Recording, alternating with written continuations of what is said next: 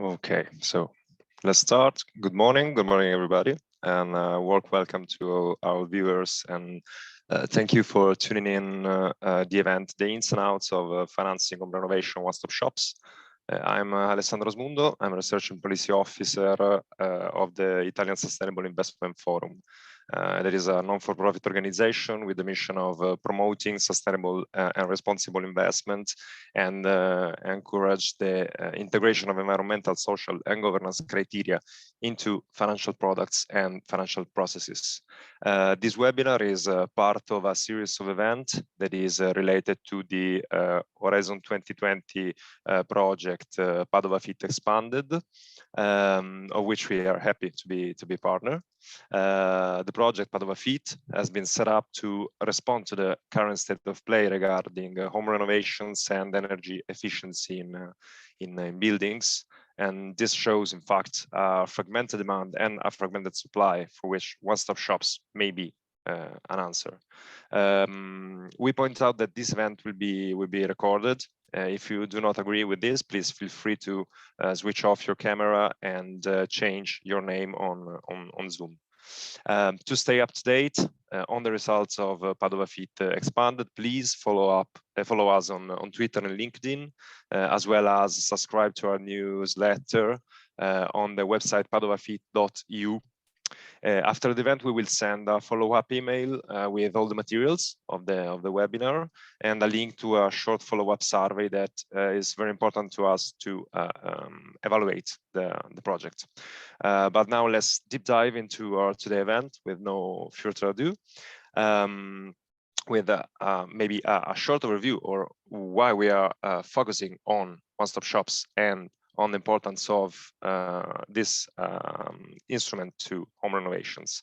According to Eurostat data, buildings are responsible, as many of you know, for about 40% of energy consumption in Europe and 36% of greenhouse gas emissions from energy.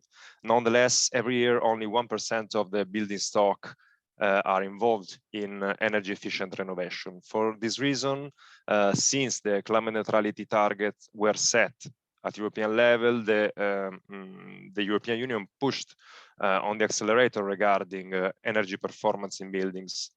At the end of 2020, the European Commission presented its renovation wave strategy to improve the energy performance in buildings and at least double renovation rates in the following 10 years to 2030.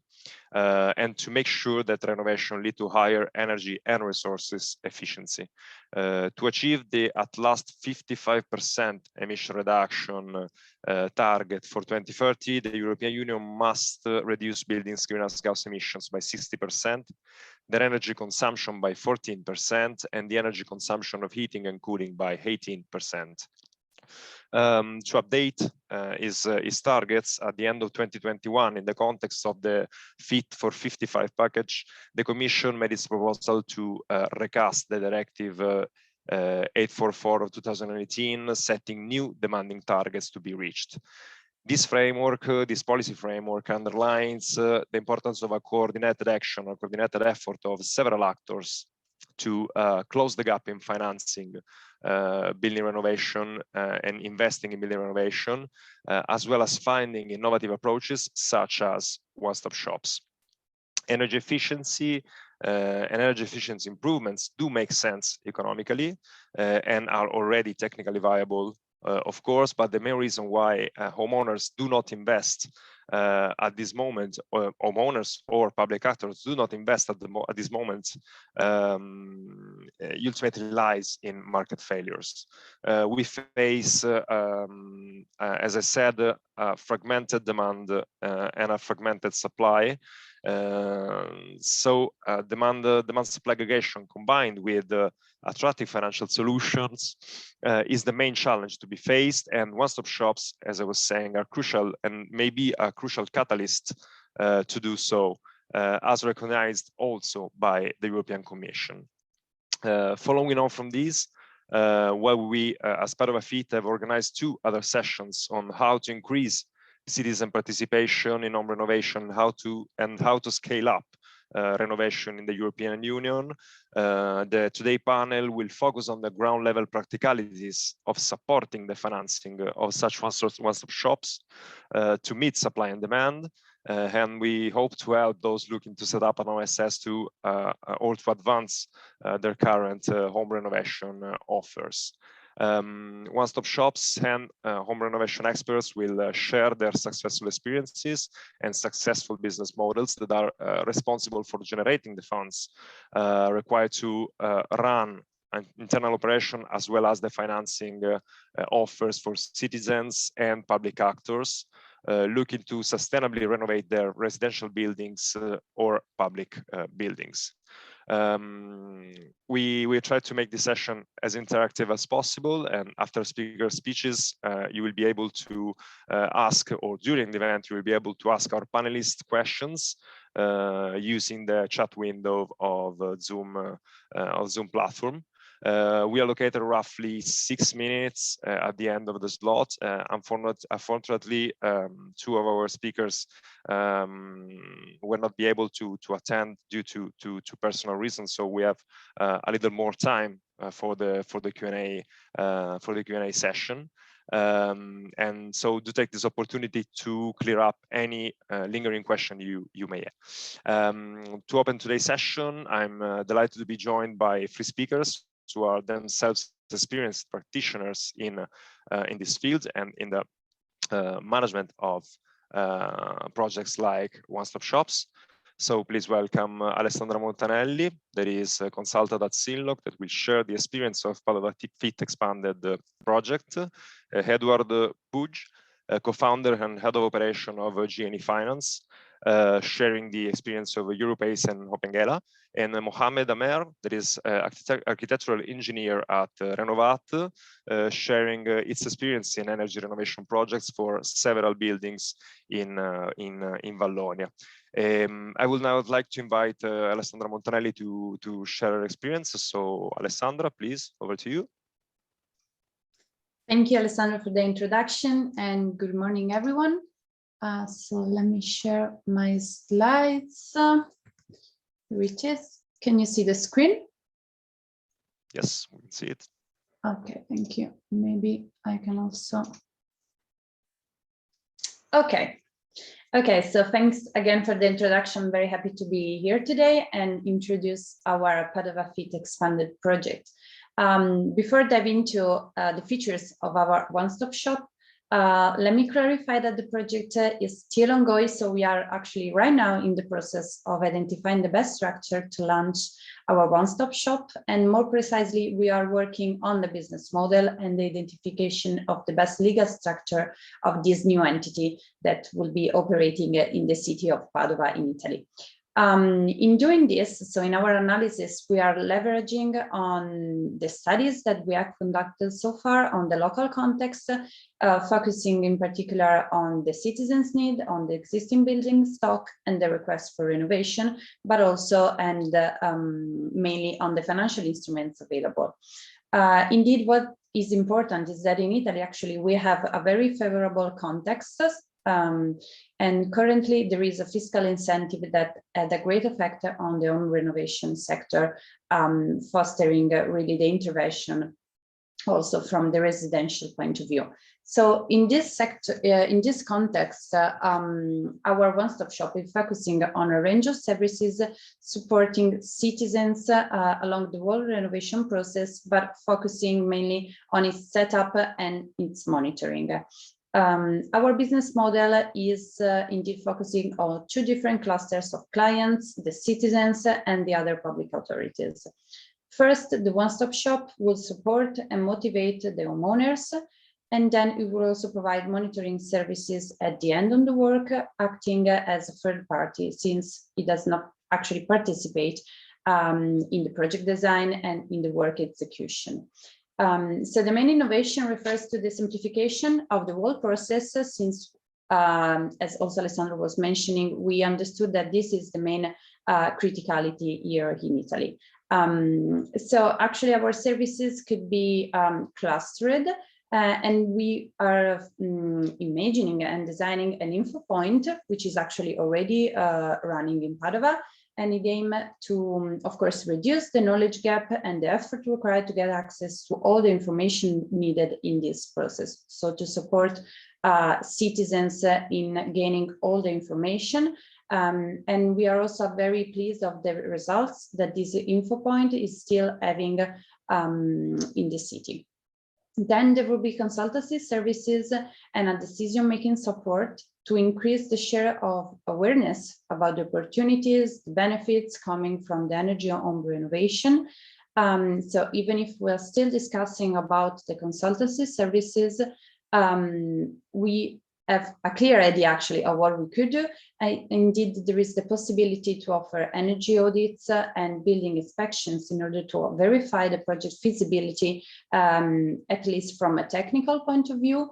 And then we also could assess and support the financial feasibility, providing a dedicated financial assistance and aggregating project, because this is also a very key element in when talking about renovation. Then a different cluster of services is linked with the connection between the supply and the demand. Indeed, according to our users, one of the criticalities in undertaking the renovation work is selecting the right professionals and the right companies to perform the work themselves.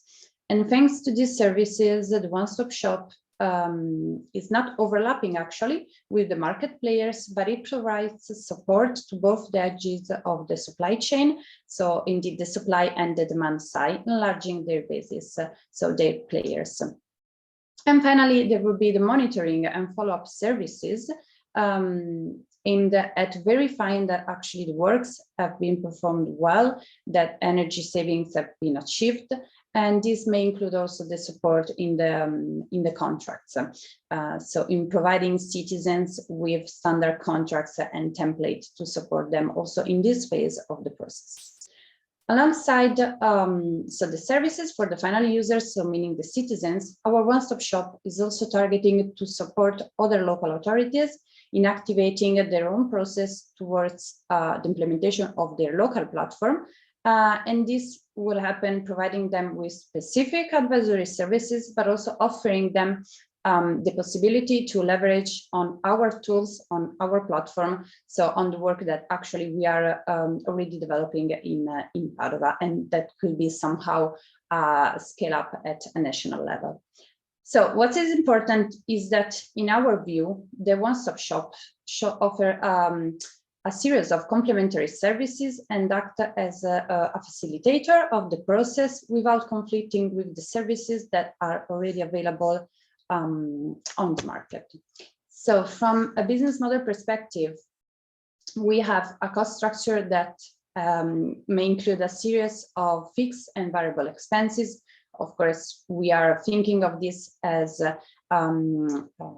like an office, maybe at the municipality of Padova. So we are talking about costs such as the personal cost, administrative costs to run this office, but also communication expenses, marketing activities, of course, and then variable expenses related, for example, to consultancy and advisory services that we may need to provide indeed the services of the one-stop shops. On the revenue streams, there are three segments according to the target clients, and we may correspond to fees for the services to be provided. So as mentioned, they will be linked with private customers, but also other local authorities. And then we are also targeting some other financial revenues, for example, from European funds. From a financial point of view, in Italy, at least right now, it has been noted how the entire value chain relating to the provision of the funds is already covered by the market. In fact, our analysis has shown that the range of products available is in line with the needs, at least it appears so. So we cannot talk about actually a market failure in this. But there is still some space where the one-stop shop could support. And indeed, we have also some interviews with the local financial players. And what emerged was very interesting to us. as they pointed out as the most important criticalities in the process is the information gap, which slows down the activities of the financial providers, and in turn it also has cascade effects on the whole efficiency on the process itself. So the final clients are basically not aware of the key elements of the renovation process, in particular because we have an evolving fiscal framework. So it's been very difficult for citizens to keep update on the news, on the changes that it has, and also on the impacts that it may have on the renovation process.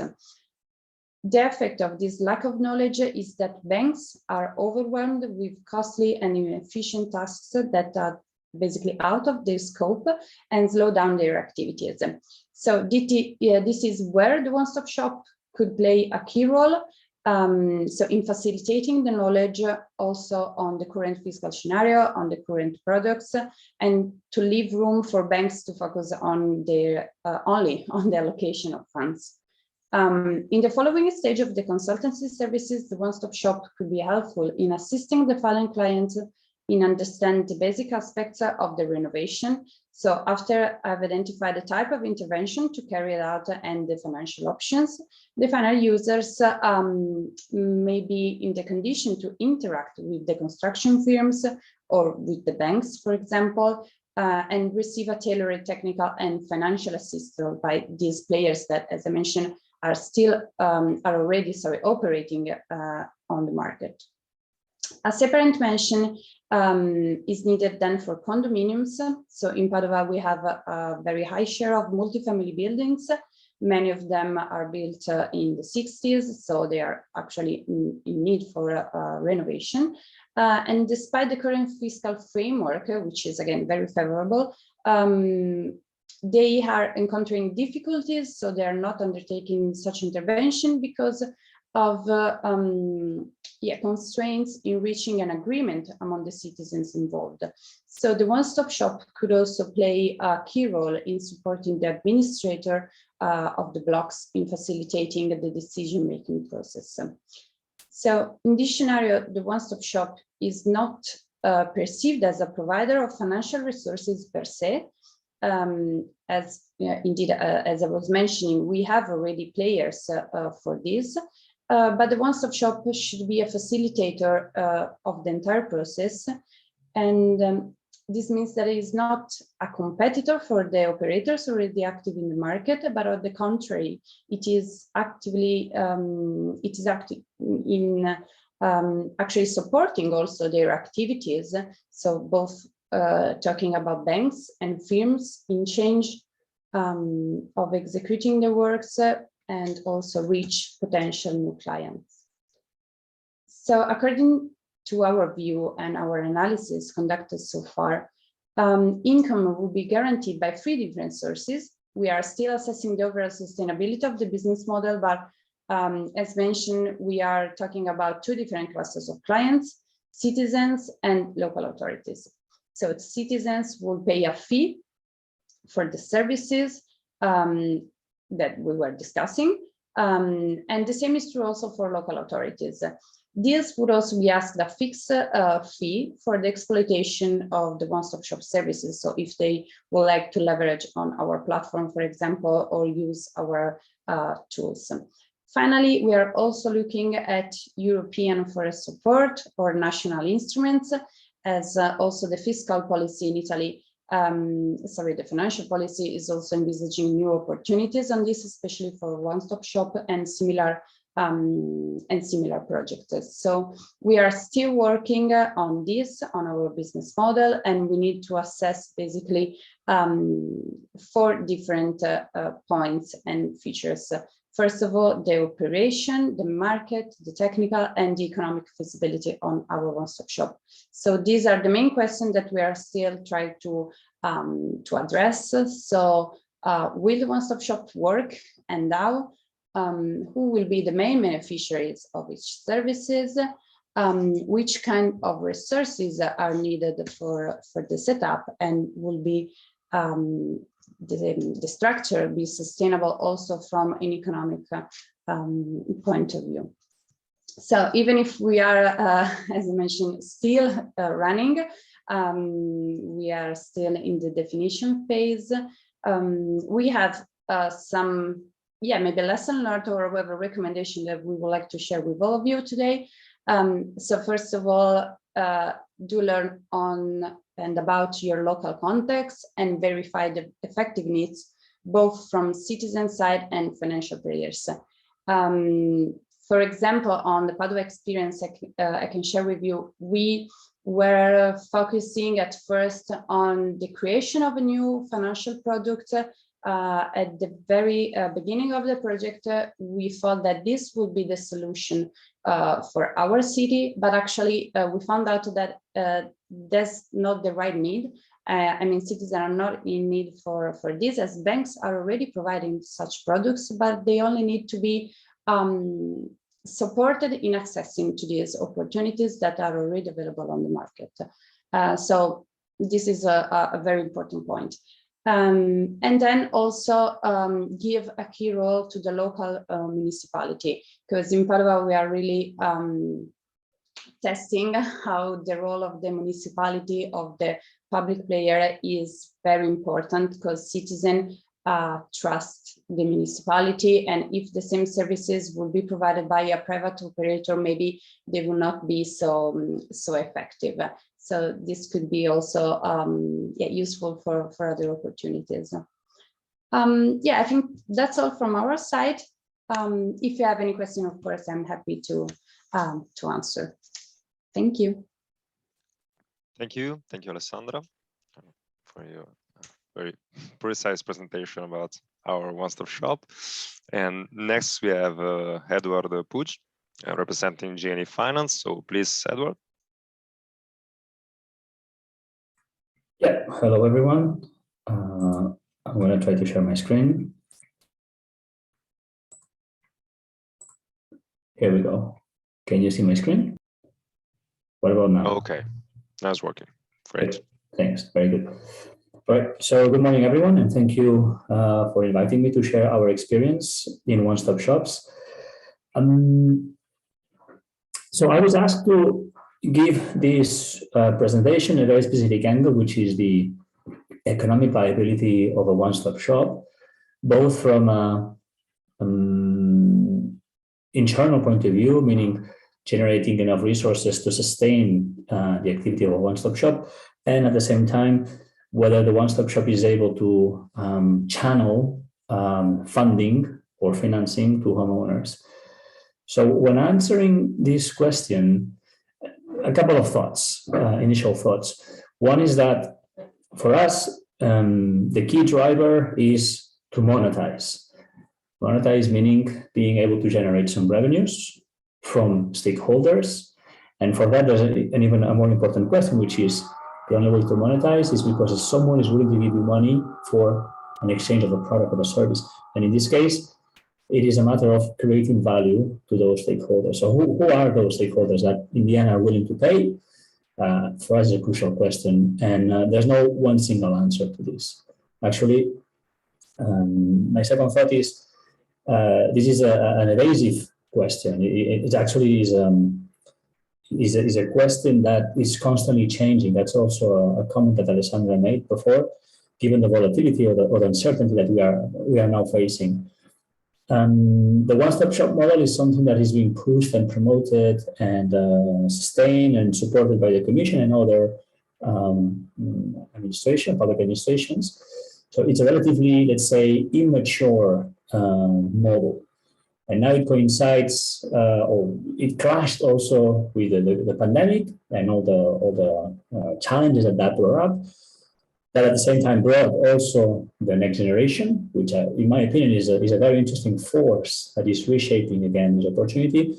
And now there are new forces, given the conflict in Ukraine and the security, energy security that the European and other countries are looking for.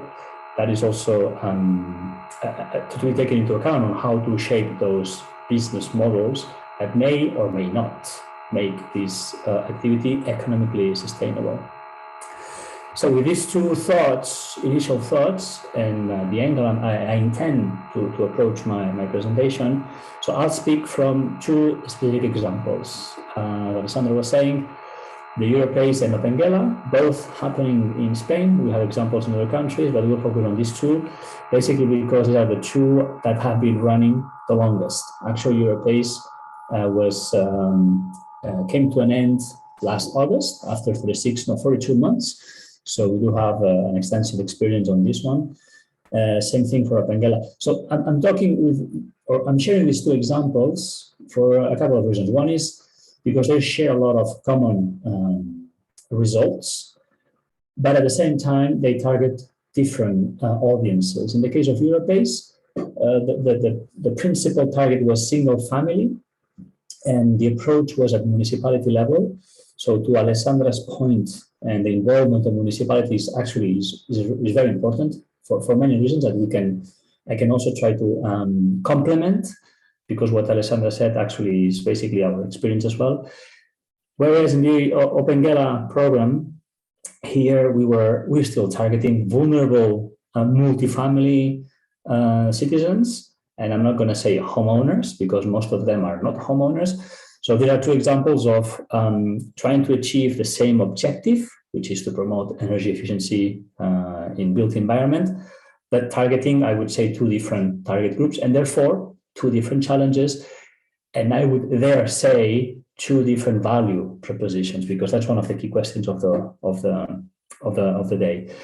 But in any case, both in the same case as PadovaFIT, and most likely the next example, is providing that combination of technical support with affordable finance, and eventually what we call this smart funding, which is basically a de-risking mechanism that allows the programs to also provide financing to vulnerable groups that are basically not able to have access to retail commercial bank financing.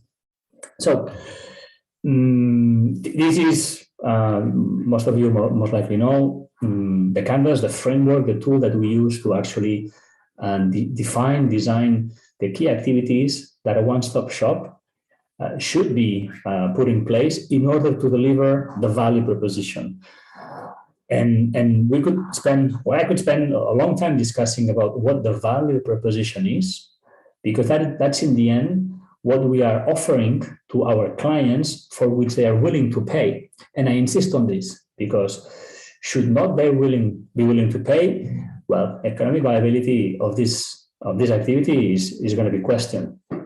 And if we want this to be a growing activity, private players have to come in and have to take the challenge, take over from the existing or the current efforts from the local municipalities. So this becomes a fully viable business activity that attracts companies, that attracts innovation, and therefore in the end we see thousands and thousands of houses being retrofitted.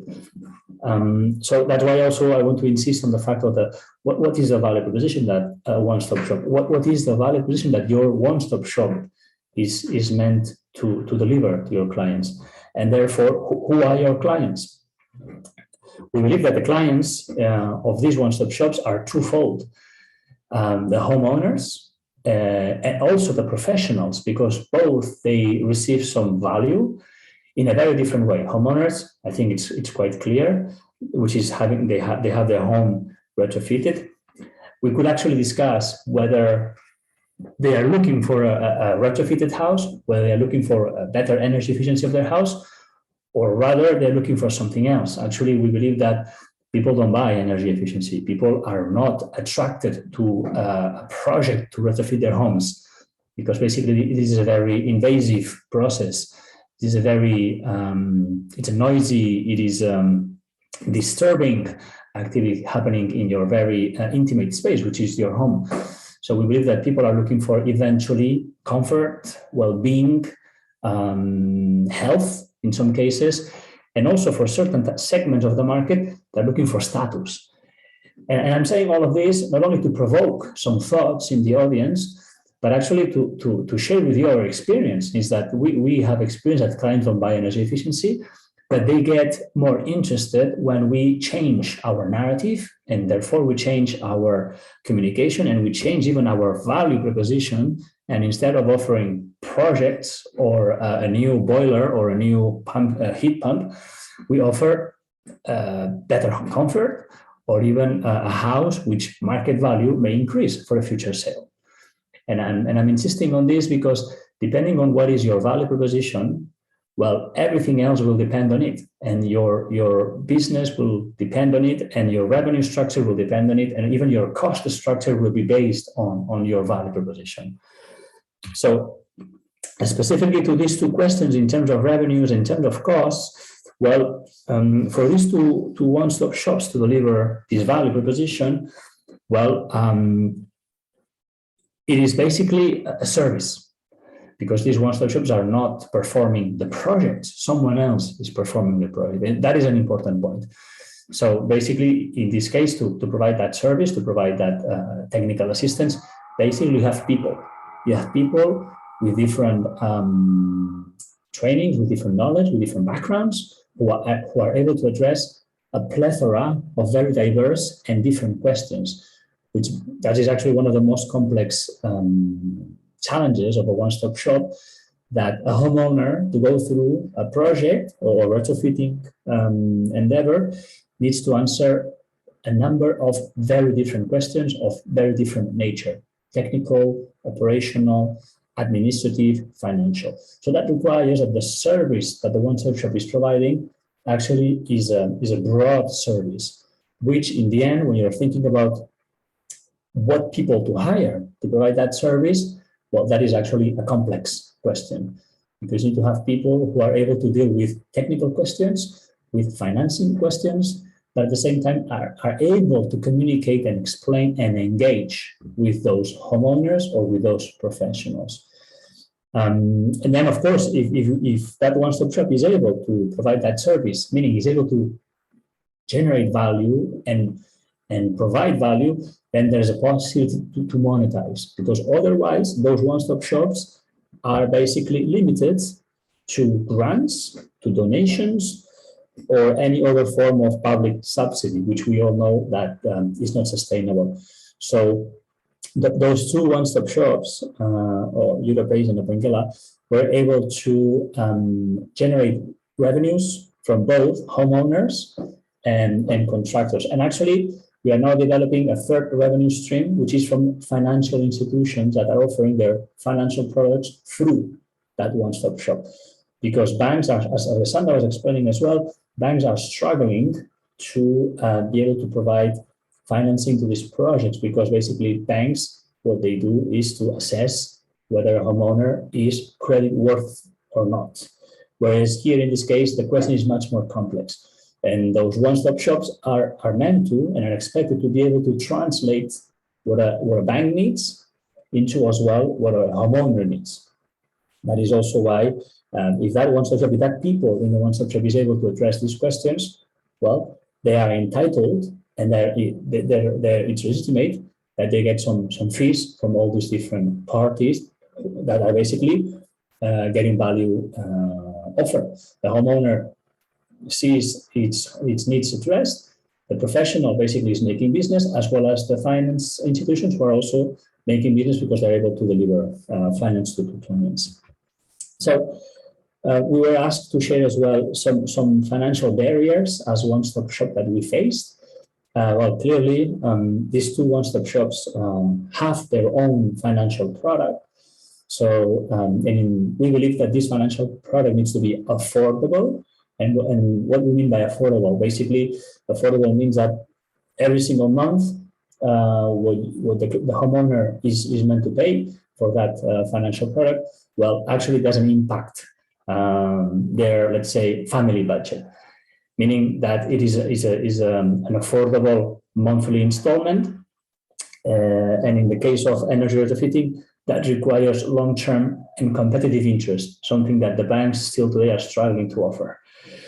But of course, another financial barrier was to being able to support the operational expenditure, which is to have 2, 3, 4 people in a one-stop shop, because you need more than one person in order to answer those many very different, very diverse questions that the homeowner has. So in terms of challenges that we were able to tackle and to bring these two one-stop shops to fruition, one was to reach a certain level of financing, to make sure that we reach a certain volume that allows us to offer competitive financing. At the same time, being able to structure and fund what we call a de-risking mechanism, something that allows these one-stop shops to offer financing to vulnerable groups. Not to all vulnerable groups, because that family who cannot afford paying for the electricity will never be able to pay for a financing. So let's be honest with ourselves, those very vulnerable families will only be able to improve their quality of life by getting fully subsidized any home retrofitting. And then, of course, in terms of making this an economically viable activity, we need to count on digital tools to reduce those operational expenditures, but at the same time to improve the customer experience, so we can make sure that those clients will recommend us to their colleagues or to their neighbors. That's also why I insist that in order to sustain the income of the one-stop shops, we need to charge homeowners, because we are offering value to them by helping them achieve their family, their personal goals when it comes to their houses. So a few more recommendations or lessons learned from our experience is that providing information will never be enough, because information will only serve the purpose of generating interest. But for a homeowner to go through the whole process, he or she's going to encounter many obstacles. So that means taking by the hand that homeowner and making sure that he or she is able to tackle every single obstacle that they will face. And that means being able to provide, as I was saying before, many different kinds of answers, not only from information point of view, but also helping them to make a lot of decisions. And at the same time, homeowners have a hard time to understand and to compare financial products. That's also why, from a communication point of view, we need to be very empathic and therefore being able to communicate and help them understand what a financing is and what is the best way or source for the family, for the homeowner to pay for that home renovation. It's not only financing, there might be subsidies or even some tax credits that we are seeing in several countries. Something I mentioned already is that for vulnerable groups, and I know that in the audience are municipalities willing to target vulnerable groups. So there are certain groups that can only tackle this home retrofitting with 100% subsidy. That's the only way forward. But perhaps my final message would be that one of our obsessions is precisely to minimize friction. And what we mean by this is that, as I was saying before, a homeowner will face and encounter many obstacles along this process. So the easier we make the decision-making process, basically to avoid that homeowner getting stuck at the next question or the next obstacle, the higher rate of success those one-stop shops will be able to have. It's not easy, and that requires, I would say, more of a market approach than normally municipalities, for their nature, tend to have.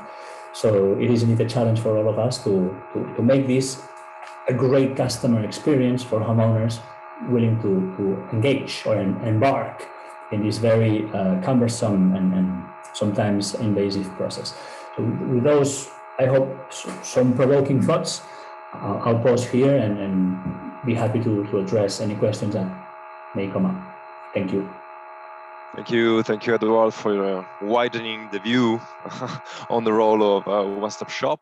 And finally, I'll give the floor to Mohamed Amer of Renovat to widen the scope of this session again with the focus on public buildings. So, Mohamed, please, over to you. All right, thank you. Just sharing screen. So first of all,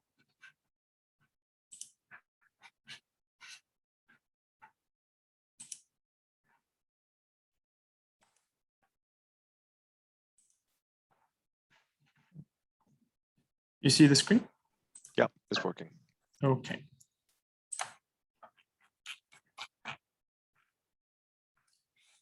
Well, okay.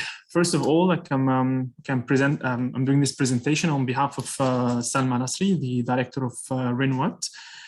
Good morning, everybody. Okay, I would like to thank the organizers for this event and for giving us the occasion to share the experience of Renovate in the field of building renovation. Yeah.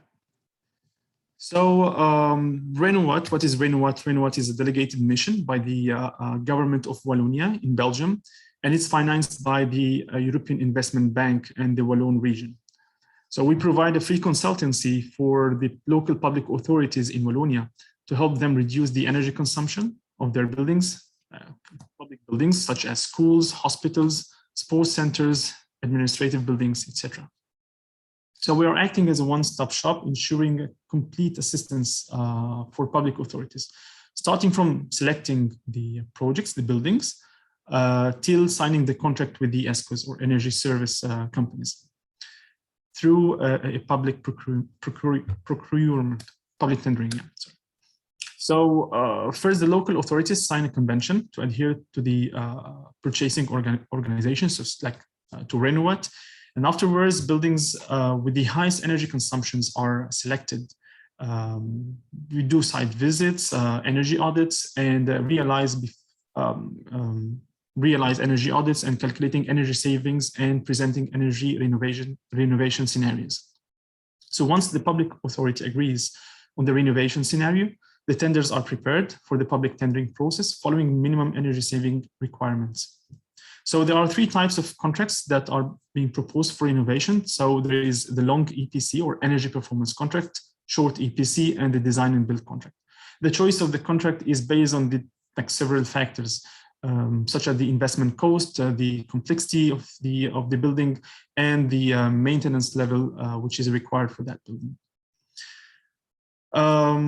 So in order to achieve attractive offer, buildings are grouped in different pools where ESCOs submit their application.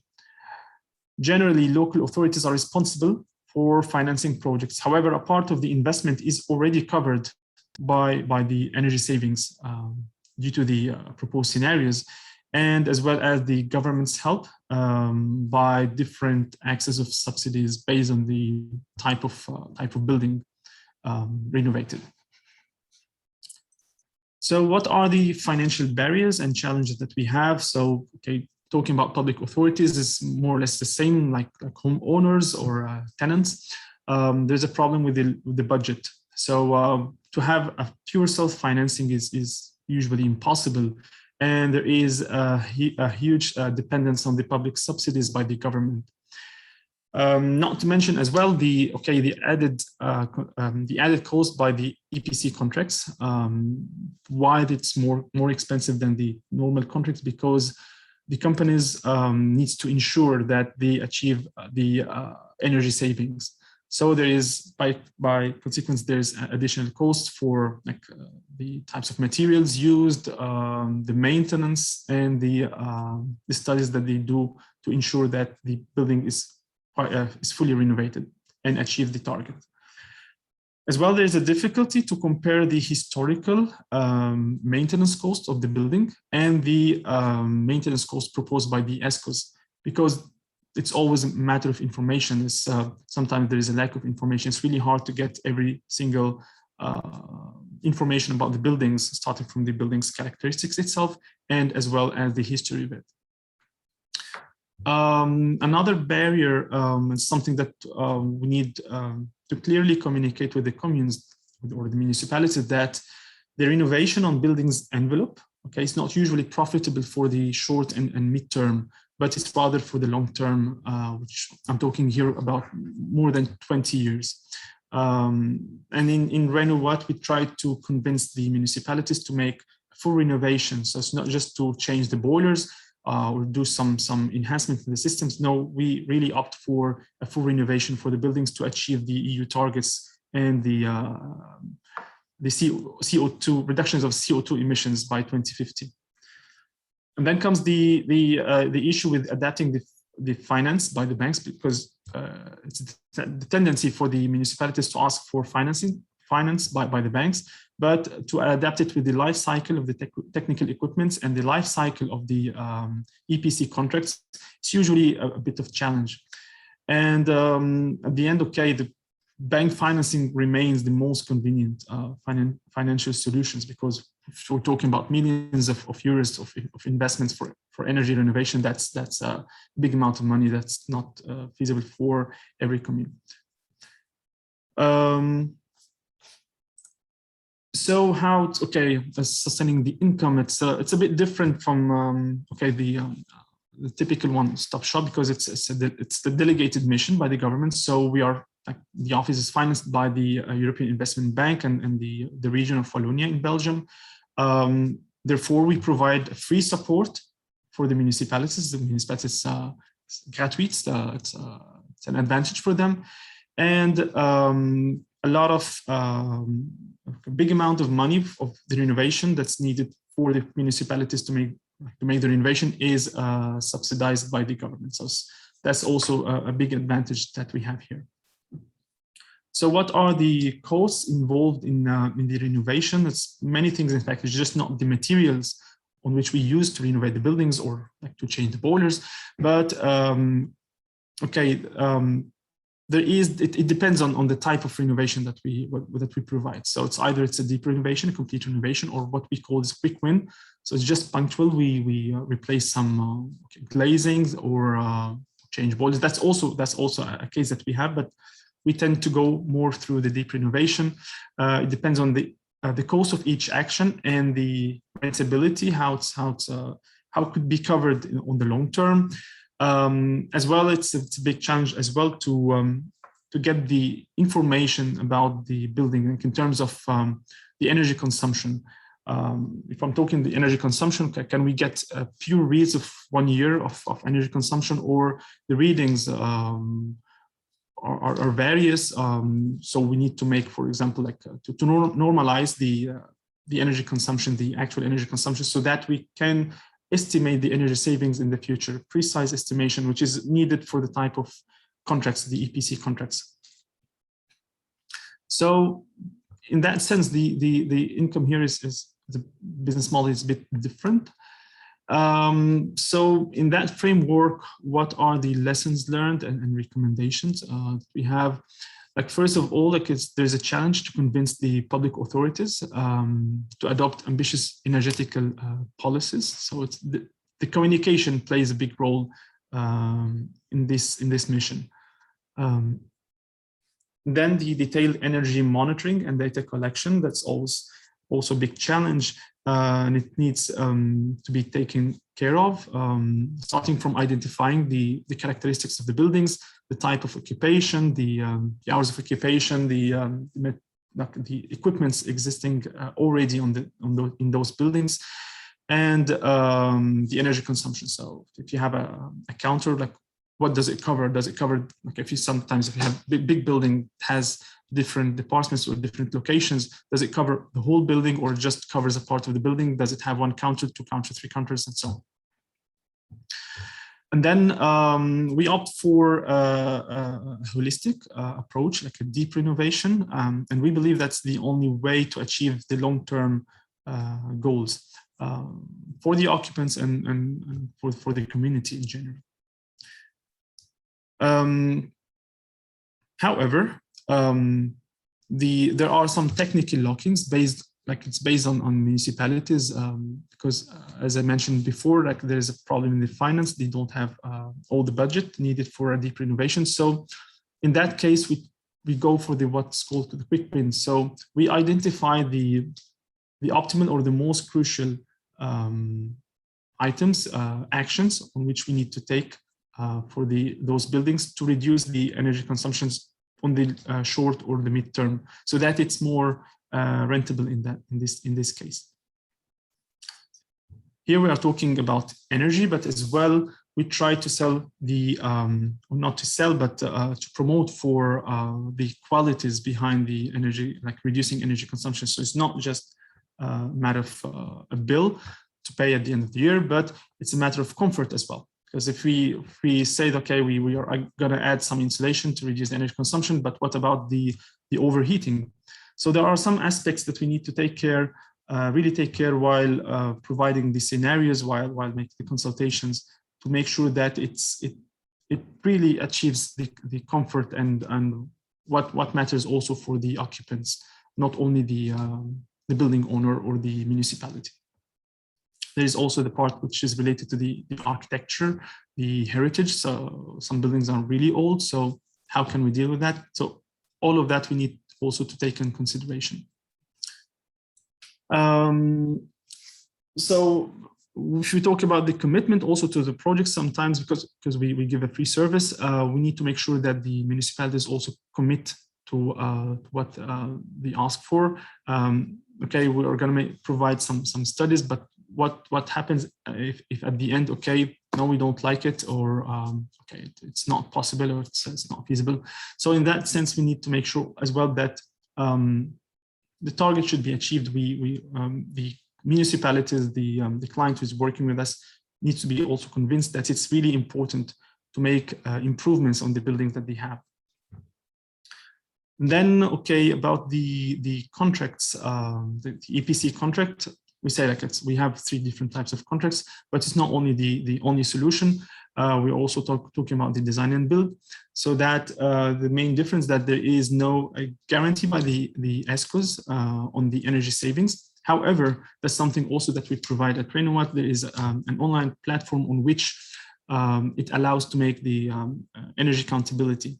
So the main purpose of that platform is to make a follow-up of the energy savings, of the energy consumptions before and after the renovation, and then to make sure that we achieve the target that has been already studied and presented to the municipalities from the beginning. But that again depends on the size of the project, the need for maintenance, and the total of investment cost. The tendering procedures is expensive.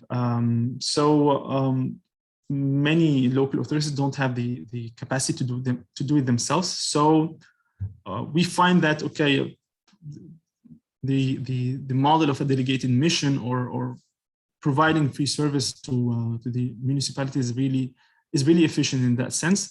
So it helps the municipalities, it helps the local authorities, it encourages them to do renovations for their buildings, in fact.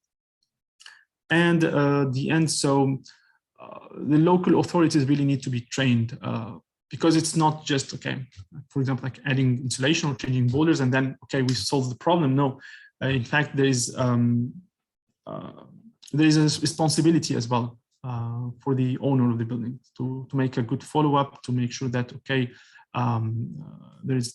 maintenance is being followed up by the ESCOs. They need to be trained to operate the buildings even in the very long term, to make sure that the energy savings and the quality that's been provided by renovation is achieved at the end. So by here I end the presentation. Thank you for your attention. And if you need any questions, you have emails for us. Thank you. Thank you, Mohammed. And thanks to all speakers. This probably wraps up the short presentation and discussion for today. Now our speakers are ready to take any questions you may have.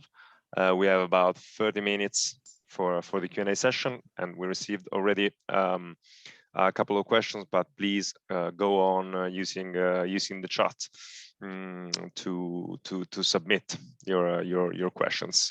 The first one is from Anna Maria Bagaini. Probably is addressing all of you in their question, but I start probably with Alessandra, if you want. Anna Maria is asking, whatever business model the one-stop shop decide on, I think the social value generated is the key to understanding the OSS compared to other market players, see ESCOs, for example. Do you think a public or public-private partnership OSS form helps in setting up a successful OSS in terms of social impacts, boosting renovation and revenue for itself, especially when targeted to vulnerable people? Does a public or PPP form increase financial institution trusts and interest in investing in small-scale renovation projects? And we already have also a small answer, a short answer in the chat from regarding energy communities, and I think that it's an interesting hint probably also. But Alessandra, what about this? Yes. Thank you, and also thank you for the question. Actually, the social value is, for us, something that we should take into consideration, and having a public player on the one-stop shop is, of course, very, very relevant for this. However, also considering our experience here in Padova, what we found out with also the interaction with the financial player that we had the opportunity to interview them. So we have actually a direct contact with many banks operating both at national level, for example, but also local levels, is that having such objective is very important also for them, but is an issue how to somehow merge the operation of the one-stop shop and the financial institutions. What I mean is that they have, banks have the process to assess the credit worthiness, for example, of citizens. And when we're dealing with vulnerable people, this is somehow also tricky. So the role of the one-stop shop could be somehow in this framework, but we still need to assess how. As in Padova, the condition for such products are sometimes defined at national level, for example. So we also investigated the possibility to have dedicated products or however to support also citizens in assessing the credit worthiness towards banks. But yeah, the process of entering in such details also with the financial players was very difficult. At least this is of course our experience. And also let me mention another point, which is I think very relevant, which is the scale, or whatever, the concept of aggregation. So when we are talking about renovation, I think that also having the right critical mass, or whatever the right scale for intervention, is very relevant, of course, from a financial point of view. So this should be, of course, also taken into consideration. Thank you. Thank you. And this leads me probably to Edward to switch the question to you, since you mentioned both the role of course of public authorities as well as of social benefits of the one-stop shop procedures, and at the same time the challenges faced in working on potentially innovative financial instruments. So what's your idea about this? I see two questions in your question. One would be, why the role of the public authority, the local public authority, is so important? I think the answer can be summarized in one word, which is trust. We still see that specifically local authorities still have some trust, a lot of trust from citizens. So any initiative that has some sort of endorsement or active participation or active involvement from the local authority brings up the trust from homeowners. And as we were saying before, in this particular type of project, which implies a lot of technical decisions, financial decisions, admin decisions,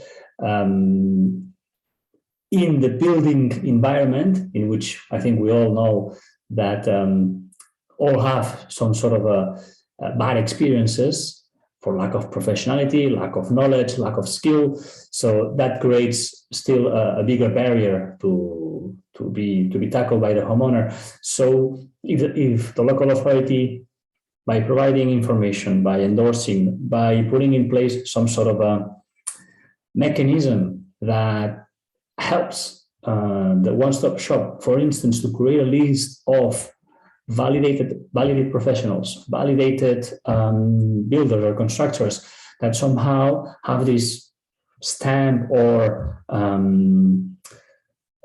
signaling to homeowners that these professionals can be trusted. And it's not because another company say it, it's because the local authority say it. So building this level of trust is really important to actually reduce the friction that we were talking before. So homeowners are more open or more prone to keep engaged in those difficult conversations in terms of, okay, what solutions should I put in at home? How can I pay for them? What sort of subsidy can I apply for? So having the local authority reduces these or increases the level of trust for homeowners to engage and continue in this cumbersome process. Now, I think there's a second question in terms of the financing, and that is a tricky one because, and I'm actually very curious what Alessandra was saying about helping financial institutions in the credit worthiness.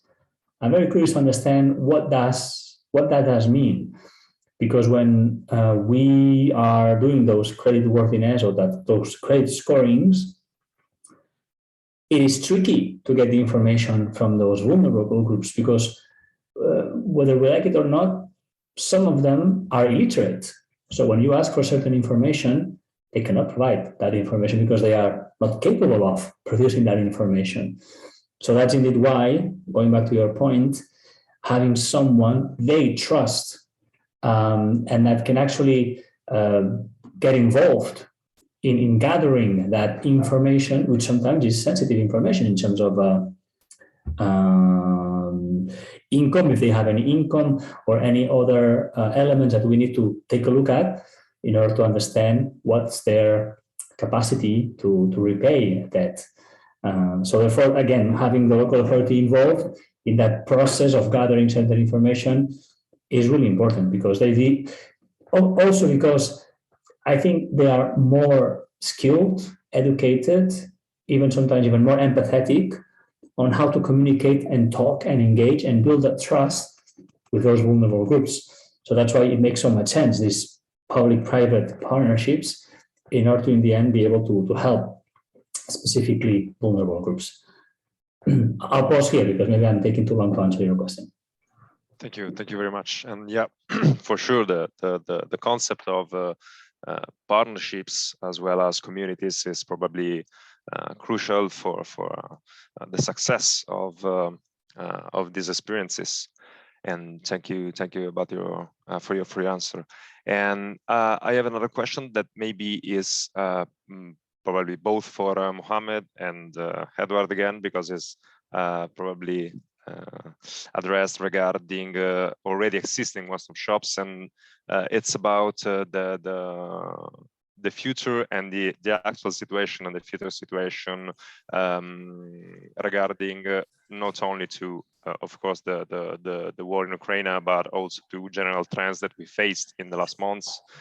So are you addressing, or you will address, current and future increases in the cost of energy, of inflation, of course, but in general the risk and increasing risk of extreme heat, cooling loads, and power outages? Big question, I know. So Mohammed, please. Okay. Yeah, as you said, just a big question. That's and that's okay. That's really one additional motivation. Why do we have to renovate the buildings? So I would like to say that, okay, it's a big part of what we do. It's also related. It's about communication and about making projections. Okay, for now, for example, like the energy cost is equal to X, but okay, you never know what will happen tomorrow. And then there is also the inflation of prices. If we're talking about prices, not only the energy prices, but as well as the building materials.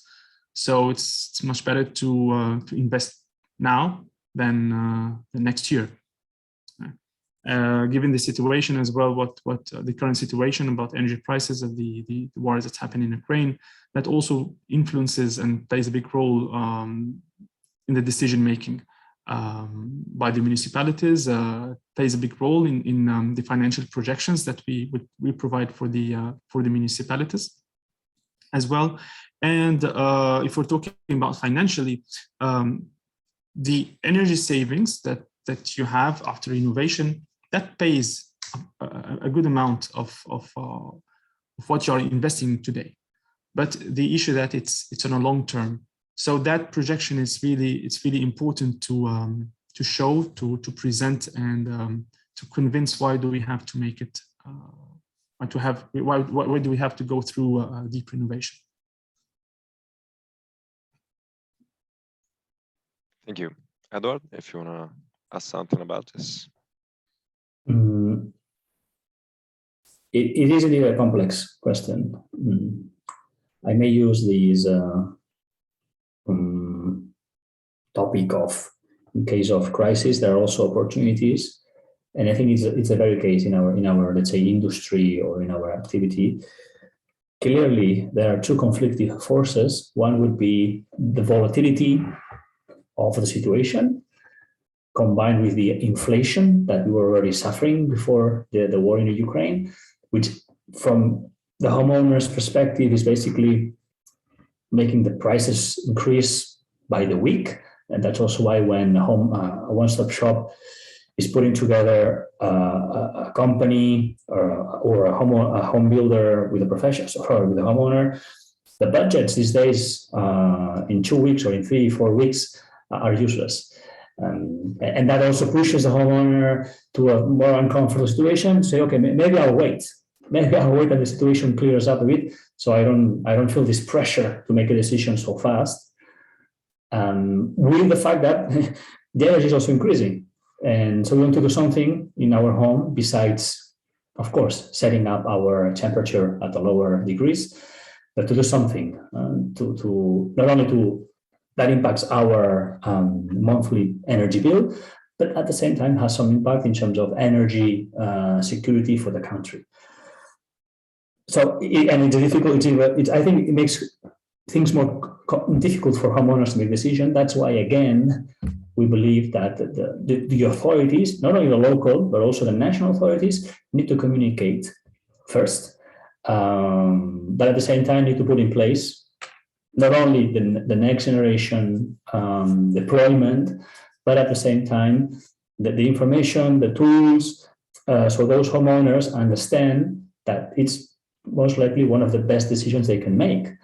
Of course, given their own economic possibilities and their available or disposable income and so on. And that's why the one-stop shop should be there to help them make what's the best decision given their specific circumstances in terms of housing conditions, but also economic possibilities, so they can help them make that decision. Be it just, okay, change your contract or change your utility or change your gas provider, to, okay, let's go and think about replace your windows and change your boiler, because someone who is able to tackle or to consider all these different elements can make a very well-educated proposal to the homeowner for he or she to make a very well-informed decision. Thank you. And later on, probably we will I will ask you another question about, and this already has already emerged during the speech regarding the role of homeowners, but also the potential role for tenants that we received. But first, I have probably a broader question that we received and is addressed to all of you. If you have any comments on how to scale up the actions of each of your projects. So maybe I'll start with the PadovaFIT Expanded and Alessandra. Yes, thank you. So you mean scale up, so bringing this to another, to expand, so the focus of our one-stop shop. Yes, as I mentioned in my intervention, actually our one-stop shop is already thinking of this. So even if we are still defining the details of our OSS, we are already thinking of how to exploit this, and this is very relevant in Italy since there is actually a high level of attention on these issues. So we are somehow thinking of offering already some services to other local authorities that are interested in starting this path towards the creation of a one-stop shop, and also having like a network of different local OSS could be interesting. But I think we will also evaluate the possibility to have like a national entity operating in this sector. So combining the different experiences that are already existing also at local level. Thank you very much. And Mohammed, what about your project? So, okay, scaling up the project, well, it's a bit different in this case because it's already scaled up. Talking about in like it's on a regional level. We're talking about the mission is prolonged, so it's extended for more years, so that the government would make sure that the 3% of meter square are every year is renovated to achieve the EU target. But okay, I may talk more about like technical. Like scaling up the projects, as it will be related. Okay, my answer will be related to a database. Like, do we really know the energy consumption of every building that we have, like on the country, on the region? Because okay, from the experience that we have currently, it's really hard to collect information. Without information, it's really hard to make a good decision as well. So if something that could be scaled up as a start, I mean, if we have a database, if we know exactly the consumption of the buildings based on the prototypes, so if we have schools, okay, what's the average energy consumption, every building, what are the possible actions that we can do, energy renovation, so that, okay, we can see exactly precise steps on the long term, like every year, what we can do to achieve the target, to achieve carbon neutrality in 2050. So that maybe some thoughts that we have here at Renovate. Thank you, and I think that probably this is a common problem in PadovaFIT. We too faced the same issue at the beginning of the project, and comparability and availability of data as well as their quality is for sure fundamental in creating a path of structural renovation, for sure. Thank you. Edward? To complement my colleagues and to be a bit thought-provoking, I'll answer the question through the lenses of who's paying for that expansion or application. And I can speak from the two examples. Opengela basically is the regional authority who's basically dedicating a lot of resources to target or to tackle the vulnerable group challenge. So basically it's here the public authority with its own muscle dedicating a lot of resources. How sustainable, how replicable is that? Well, I think the answer is self-explanatory. Then is what is Europe doing in this case? Something I didn't mention is that at the beginning of the project, we set up a specific managing entity, which is independent. But interesting to say is that it's a non-for-profit entity, but it needs to be economically sustainable. So this non-for-profit entity is setting up agreements with local and regional and provincial authorities to continue its expansion. So it still receives some grants from the public authorities, because we believe that the market is still not fully mature. So it needs still some support from the public authorities. But at the same time, it managed to get some revenues from homeowners, but also from professionals. So the challenge it has is to be able to scale enough the revenues from homeowners and professionals, so it can sustain itself based on providing value to those clients and to both clients.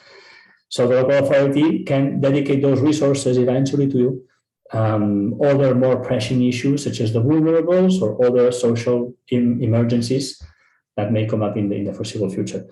But so that's why I think it is so important, going back to what we were discussing about generating value to homeowners so they are willing to pay for that service that they are getting to get their homes more comfortable, healthier, or even because their homes are valued more.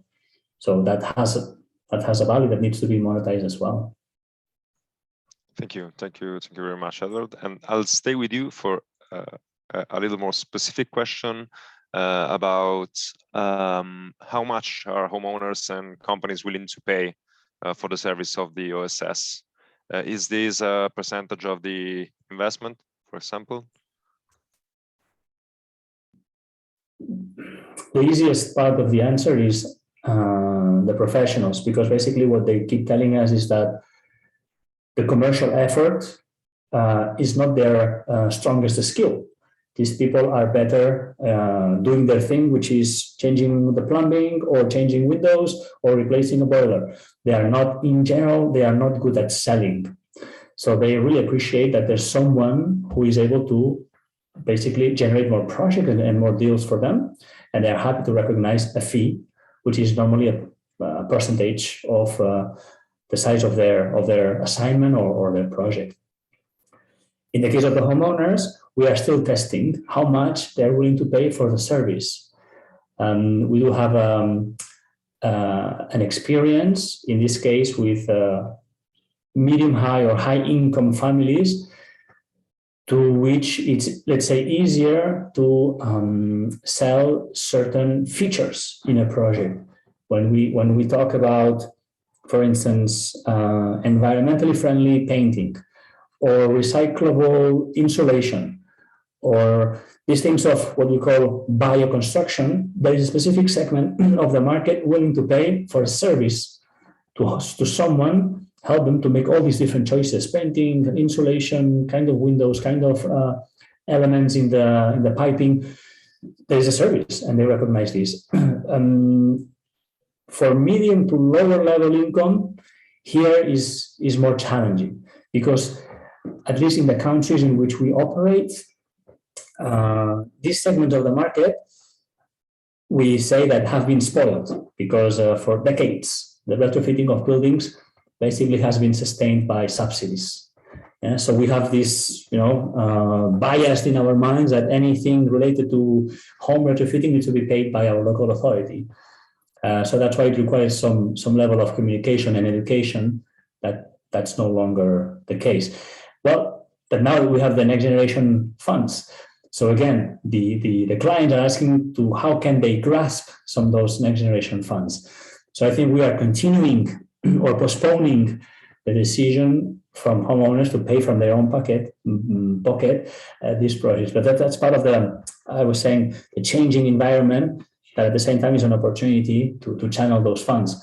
So I think that we will have to find a way to, okay, how can we somehow allow the one-stop shops grasp some part of those next generation funds to pay its own activity. These are one of the questions we are now at the moment working to see how can we eventually also participate in that big bucket of money. Thank you. And that's a very good point about who is paying and who will pay for this home renovation, and leads to another question. I'm not sure we will have time to answer all the questions that we received, and we are continuing to receive it. Maybe so I have to select probably the last one. So please forgive me if at the moment we won't be able to answer, but of course feel free to forward us the questions again via mail or directly to the speaker after the event. And probably just to cover another aspect of the role of OSS the last question may be how would you assist in your OSS in picking a renovation company and making sure that a suitable and affordable project is contracted and delivered? So what about monitoring of the process and quality assurance of the process?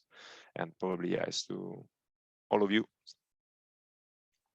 So maybe start with well, Alessandra, even if there's still not a process to evaluate, but yes, indeed. But again, here I agree with the other speakers that also mentioned the importance of having like a list of expert, professional, and companies to be provided by citizens when dealing with renovation, since this is one of the main, but also first criticalities that they encounter in the process. So in facing renovation works, they actually are somehow scared because they do not where to start.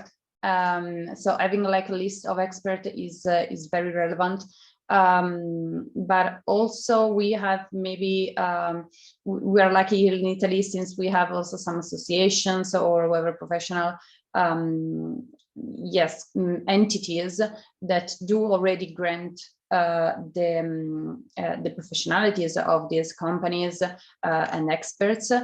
So what our OSS will probably do is to share the information and to assist the citizens, the end users, in reaching the information which is actually already there. So this, at least from the first phase of the renovation, and then we are discussing about how to ensure and the quality assurance process. So monitoring also that the works have been done well, or however according to certain standards. So we are still defining how to deal with this, but for sure it will be something that we would like to take into consideration in our one-stop shop. Thank you. Thank you.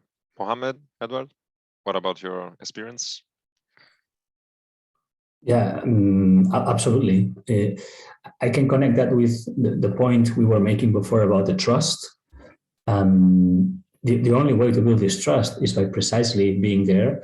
And when we say monitoring, we should not think about energy monitoring and with a software and a firmware. Is basically making sure the homeowner feels that there's someone else watching, and should they have a problem, there's going to be a third party who has the leverage to make sure that that professional, that company is going to correct eventually what's considered not properly done, and because there are tools and mechanisms to make that happen, and therefore trust will be there and trust will be remained or will be preserved, so that homeowner can speak highly of that one-stop shop, of that program, and therefore from a marketing perspective, word of mouth is the best to get this scaled up.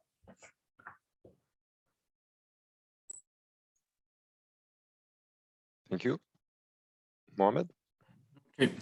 Well, in our scheme, there is an international protocol which is called the IP MVP, which we use to ensure to guarantee the energy savings that we promise for, or the ESCO is promising actually.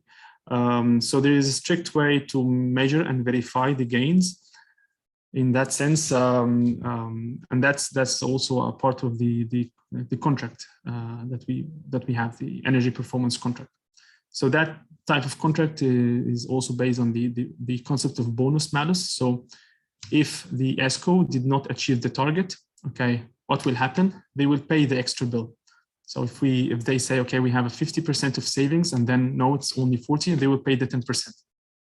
But if it's the opposite, okay, if they promise for 50% of gains and then they have 60%, then the 10%, extra 10% is being distributed between the municipality and the ESCO.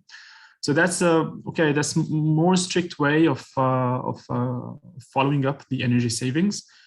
But okay, that's also, it works more for bigger buildings. Like if I'm talking about a building which consumes 500,000 kilowatt or 1 million kilowatt hour in a year. But for more moderate size building, which needs maybe less level of maintenance, we don't do EPC contracts. This is a pure design and build contract. But still, we need to ensure energy savings. So how it's been done? It's been done through the online platform on which the actual measures, the actual consumptions of the buildings. Right now, it's being an input in that platform, and then we make a follow-up, a monthly follow-up of energy consumption after renovation. So that makes sure that, and it's accessible to the municipalities. So it's also to make sure that okay, they are following up their own consumptions, and it's a free service, so they don't pay anything for it, and that makes sure, okay, to follow up the consumptions to make sure that the savings are guaranteed in that sense. Thank you very much. I'm full of questions to ask myself too, but unfortunately we are running out of time. So maybe just a quick spot from each of you, just in one word, which is the main topic to address in the following years to have a successful one-stop shop. Actually, I can go first because I think the last question on the chat is really telling on this point, which is what are the incentives for those professionals or companies to provide more environmental or socially responsible products or services? To that question, I ask, what is their incentive to do so? Why a company should do that? And I ask myself that as an entrepreneur, and I say, well, there are only two forces here. Well, and the most important one is the market asking me for that more responsible, more environmentally friendly product? Because if it's not, maybe I'm a fool that I'm offering something that no one is willing to pay for. And the only counter force out there to create a change or, let's say, solve that market failure is regulatory. Someone who forces us, the market, the homeowners, citizenship, and then the businesses to change the way we operate and change the way we, ask for certain services. So it's an open question, of course, but I want to find this balance as we move forward as society in order to find, a match between what the market is asking for and what our governments think that we need to do in order to, find a better balance with our environment. But in any case, value creation to our homeowners and citizens, so they're willing to pay for this service. About this, Ella, I will add a very short comment. Of course, it depends on what the market is asking, but for sure, sustainability, environmental and social sustainability, as well as good governance of enterprises, is fundamental in de-risking companies, in creating value in the long term. So it's also a matter of also in this case of information, of knowledge about what are the benefits of sustainability. It's not only for the market probably, but also for creating a more resilient economic system and production system, for sure. Alessandra, please. Yeah, actually, I have nothing to add because you already mentioned the most relevant aspects. Also, from the PadovaFIT point of view, I think we can share these answers. So yes, value creation is key. Balance between the interest of the different players involved is also key. Social responsibility is another issue.